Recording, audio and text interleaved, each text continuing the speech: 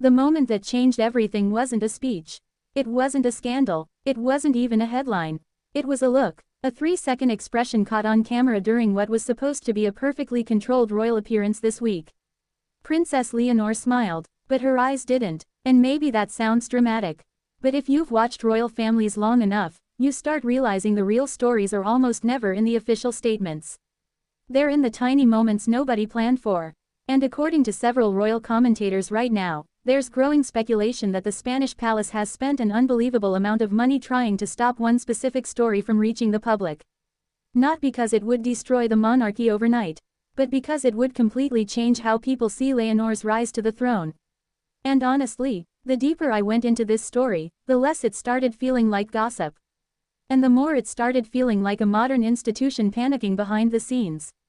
Because here's the uncomfortable question nobody seems willing to ask directly. What exactly is so dangerous that millions allegedly had to be spent keeping it quiet? Think about that carefully. Royal families survive scandals all the time. Affairs, arguments, leaked recordings, family drama. The public usually moves on.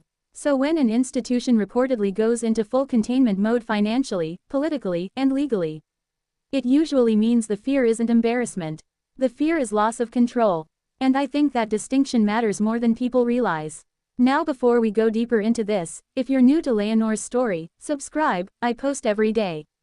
Because honestly, the Spanish monarchy right now feels less like a traditional royal institution. And more like a pressure cooker nobody can fully control anymore. Now here's where things get interesting. The alleged issue isn't just about Leonor herself. That's the first misconception. Multiple commentators are suggesting the palace became deeply concerned over private internal tensions becoming public, specifically around how Leonor's image has allegedly been managed over the last 2 years. And honestly, this is where my own perspective shifted. Because at first I thought, okay, this is probably another exaggerated palace rumor. But then I noticed something strange. Nobody is denying the atmosphere. They're only denying the details.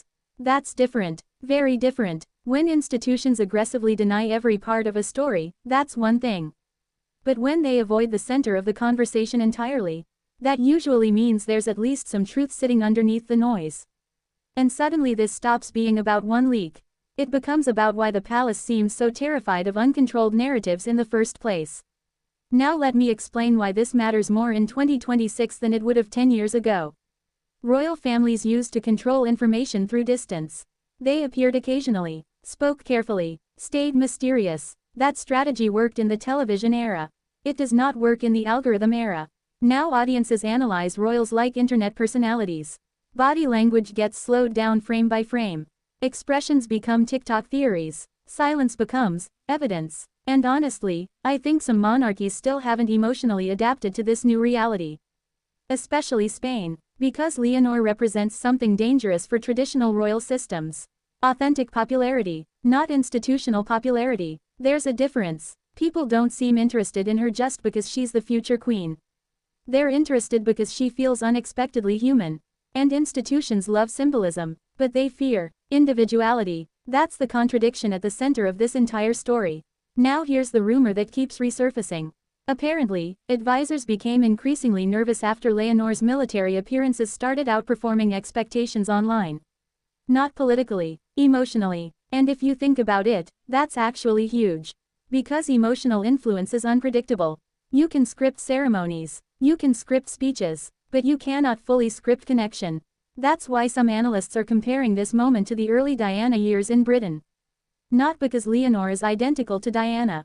Obviously not. But because institutions get uncomfortable when the public begins emotionally attaching themselves to a royal figure independently of palace messaging.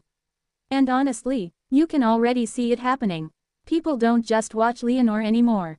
They interpret her. That changes everything. Now personally, I think the palace underestimated how modern audiences consume royal stories. Younger viewers don't want perfection anymore. Perfection feels fake online. They want tension, conflict, personality, pressure. That's why even tiny moments explode now. A glance, an awkward pause, a forced smile, and suddenly millions of people start projecting theories onto it. Now imagine trying to manage a future queen under those conditions. It's basically impossible. And here's where the millions part becomes psychologically fascinating to me. Because if reports are even partially true, then the money allegedly wasn't spent protecting privacy. It was spent protecting narrative stability. Huge difference. Privacy says, leave us alone. Narrative protection says, we need the public to keep believing a specific version of reality. And once audiences sense that distinction, trust changes permanently. That's the risk. Honestly, this reminds me of how celebrity culture works now more than old-school monarchy. Look at someone like Taylor Swift or even Mr. Beast. The internet constantly searches for the real person underneath the image.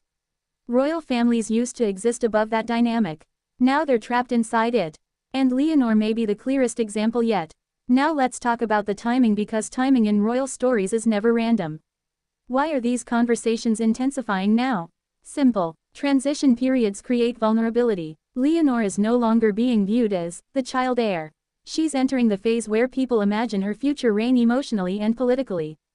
That means scrutiny multiplies instantly. And I think the palace understands something most people don't. Once the public emotionally defines a royal figure for themselves, institutional control weakens dramatically. That's what they're trying to avoid. Because right now, audiences are building their own interpretation of Leonor. Some see strength, some see pressure, some see isolation, some see rebellion, and honestly, the ambiguity itself is driving engagement.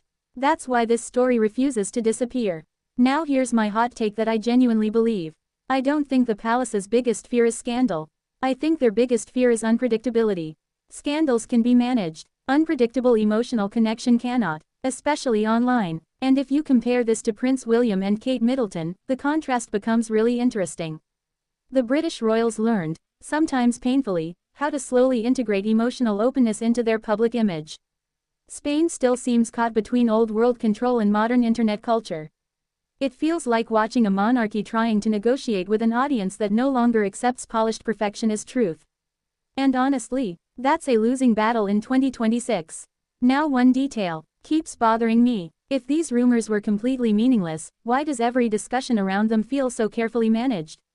Watch interviews closely. Watch how commentators phrase things. Watch what people avoid saying directly. There's hesitation everywhere, and hesitation around royal stories usually signals pressure somewhere in the ecosystem. Not always conspiracy, but definitely sensitivity, and this is where I think audiences are becoming smarter than institutions expect. People today recognize media choreography instantly. They know when narratives feel too polished. Ironically, the harder institutions try controlling perception, the more viewers begin searching for cracks in the performance. And sometimes those tiny cracks become the entire story. Now let me say something important here, because I think nuance matters. None of this automatically means some massive hidden crime exists. That's not what I'm saying. Royal speculation online often becomes exaggerated fast. But I do think this situation reveals something bigger happening globally. Modern audiences no longer separate public image from psychological reality. People don't just ask, what happened? They ask, what does this pressure do to a person emotionally? That shift changes how monarchies are perceived forever. Because now viewers aren't only watching crowns and ceremonies. They're watching stress, isolation, control, performance, human things. And honestly, that may be why Leonor's popularity keeps growing despite all the attempts to tightly manage her image. People sense the pressure, and pressure creates empathy. Now here's the irony nobody talks about enough. The more a palace tries to suppress rumors, the more the suppression itself becomes the story. And I think that's exactly what happened here. Whether the original leak was huge or small almost doesn't matter anymore. Because now the public imagination has already taken over. That's the dangerous part, especially in the social media era. One rumor becomes 20 interpretations. 20 interpretations become cultural mythology. And institutions move far slower than the internet does. Always. Now personally, I think Leonor herself may eventually become stronger because of this pressure. Not weaker, because public scrutiny either destroys authenticity, or forces people to develop it. And from what we've seen recently, Leonor looks increasingly aware of the game around her. You can see it in the composure, the restraint, even the silence. Sometimes silence itself becomes communication. And honestly, that might be the biggest lesson from this entire story. The palace can reportedly spend millions controlling headlines. But emotional perception, that's the one thing no institution can fully buy anymore. Not in 2026. Not in the internet era. And definitely not when audiences believe the real story is hidden somewhere underneath the performance.